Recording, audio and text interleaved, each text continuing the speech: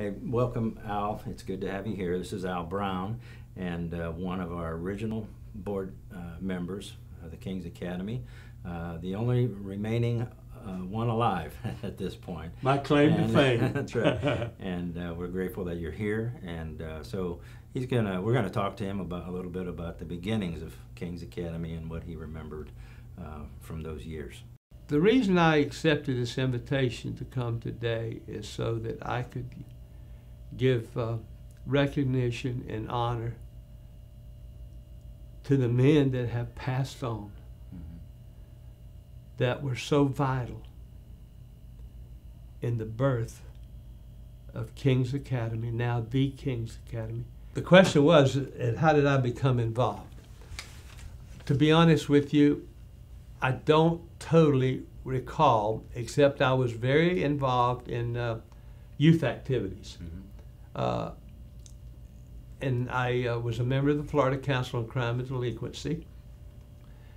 And I was in a program called Liaison with Juvenile Delinquents with Judge Emery Newell.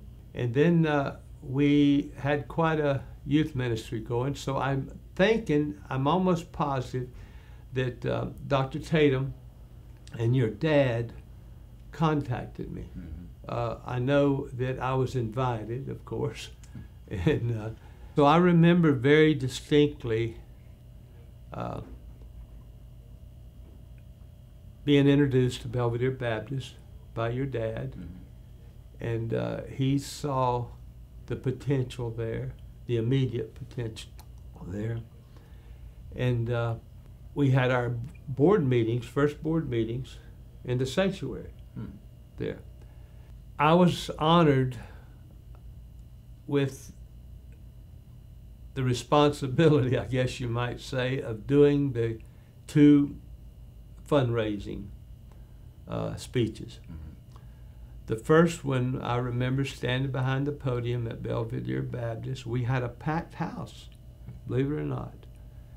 And I was passionate for Christian schooling. Having worked in juvenile delinquency and seeing the way the world was going, I felt even stronger the need for Christian schooling. And I think it was just an act of God that He put me on the board to have an opportunity to fellowship with these men and work with these men. I don't recall ever seeing in any undertaking such a distinct move of God in putting things together. Your dad was an incredible businessman. He was straightforward. He knew what he wanted, and he went after it, right or wrong. That was him. He did. And I respected that deeply. Now, I was only 30 years old when we had our first meeting. And I think I might have been a little intimidated by the ages of some of the men and the experience that they had. But for some reason, they treated me incredible. And God built a real distinct fellowship there. And then it seems like He just laid everything out there, because Belvedere Baptist was just down the street from Roger Dean's stables. You couldn't miss it, you know. You had to drive by it to get over the Military Trail. And I remember that your dad and several of the other men became interested in it. And he wanted what seemed like an awful lot of money at that particular time. But anyway, we had a meeting. I don't recall how they got the word out, but we had a meeting at Captain Alex's restaurant in Riviera Beach, I think it is. Yeah. And it was packed. And thank the Lord that your father had a lot of children, because that motivated him to want to start the school, right? It did indeed. My mother motivated him. Yeah, your mother, right. And but anyway, again, they asked me to give the presentation for the fundraiser. And I mean, King's Academy was, the Roger Dean Stables was ready-made. Of course, a lot of work, but I mean, you had buildings there, and you had a gymnasium and all that kind of, well, it made a gymnasium. And so anyway, I researched that as much as I could and put together the presentation. And I don't recall now exactly the details of how it was acquired, but I know that it was acquired pretty quickly.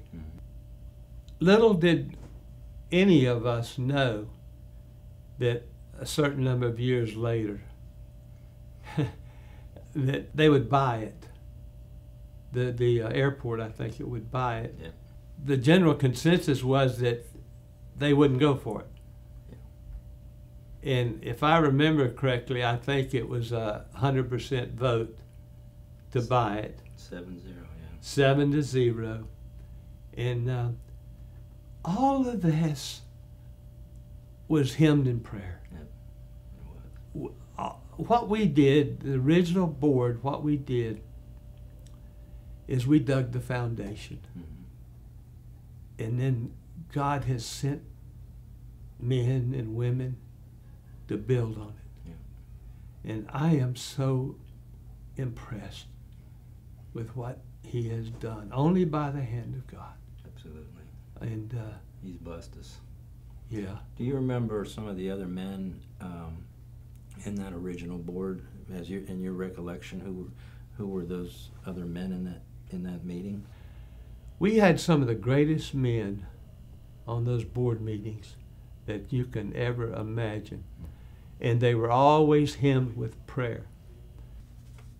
The headmaster, Mr. Vermont, yeah. What a neat man. He was gentle, yeah. Had a very gentle spirit about him. Then there was the president, Kai Harris. Dr. Harris, yeah. Kai Harris. And I think that Dr. Tatum found him somewhere and told your dad about him, if I remember correctly. That's right. And so there was two men that worked hand in glove. Of course, Dr. Harris didn't stay around for too many years, but Raymond Shiplett. Then there was Kenneth Whitlock. I don't remember Kenneth too well. He was in charge of Child Evangelism Fellowship in Palm Beach Okay, County yes, at the time. that's right. Yeah. That's right. I'd forgotten that. Then there's Stan Fredericks. Yeah. He was a builder, I believe. Yep, he was. A neat guy. I knew Stan before I was even on the board through somehow. Then there was Jim Erneston, as I mentioned. And he has great grandchildren here now. Really? Yeah. Really incredible. I know my daughter went to school with Jim's children. Yes, Betsy. Betsy and them, yeah. And I remember attending Jim's funeral. Looking back over all these men that have passed on is really weighed kind of heavy on me, you know, thinking about it, because I've done a lot of thinking. Then there was Lewis Jones. I don't really remember Lewis Jones. But Lloyd Prouty, as I told you before, Lloyd and I became very close. And he died at 44 years old. Yeah. And I drove all the way down. I was running a big corporation in Columbia, South Carolina. And I drove all the way down for the funeral. And I'll never forget what the pastor said when preaching the funeral. Grief is the price you pay for having loved. And I thought about that, and these men, I went to several of their funerals, and it left a tremendous impression on me. And then there was Dr. Don Tillman, if I remember. Yeah. He was a pleasant, very pleasant guy, meek guy. I think he was an eye doctor. Yes, he was. An optometrist. Yeah. And then there was Jim Kelly. Now, I think Jim was a banker, if I remember correctly. Yes. Yep. He was. And then, of course, there was Dr. Tatum, that he always gave us spiritual advice, spiritual counsel. Awesome man. But I do, and of course, your dad. And it just seemed like it was a group of people handpicked by the Lord. And we had a lot of prayer. Yeah. A lot of prayer. You'll be happy to know that the board meetings, even to this day, are begun with probably 30 to 45 minutes of prayer every meeting. Incredible, incredible. That's the way ours were. It sounds like it's just continued over the years. Yeah. God foresaw going to Belvedere Baptist, just down the street from Roger Dean's stables, being willing to hold a mortgage and help you get the place and stuff like that. And then the airport buying the place for many times more than what it was purchased for, many times, because he wanted to see this the King's Academy. Yeah. And I am humbled and honored to have been just a small part of the beginning. And I want to say that all those men are now to their reward. I hope they think, not thinking that I didn't make it. Now they're waiting on you, I guess, but they're waiting on me. And one day we'll have a board meeting in heaven. Yeah. What a great meeting that'll be. Yes, it will. Yeah, it will. for sure. Well, let me ask you this. If you could give today's board any advice, what would that be? I don't think I can, because you just said you spend 45 minutes in prayer, and the Holy Spirit will give advice. Yeah. Well, your advice then would be to keep praying. Keep praying and walk in humility. These men were the most humble group of men that I ever met. And then we recognized the fact that we were so dependent on the leadership of the Lord, because we never started a Christian school before. Yeah. You know, I'm just so impressed with the facilities, and as I was praying, I was thinking about how God gave Jane and Nelson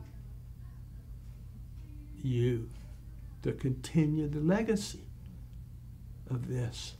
I look around here and I'm astounded. I'm overwhelmed. What God has done. He always uses people. He uses people.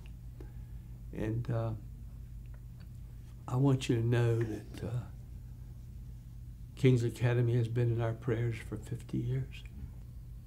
And I'm just honored to know you and get a chance to spend a few minutes with you today.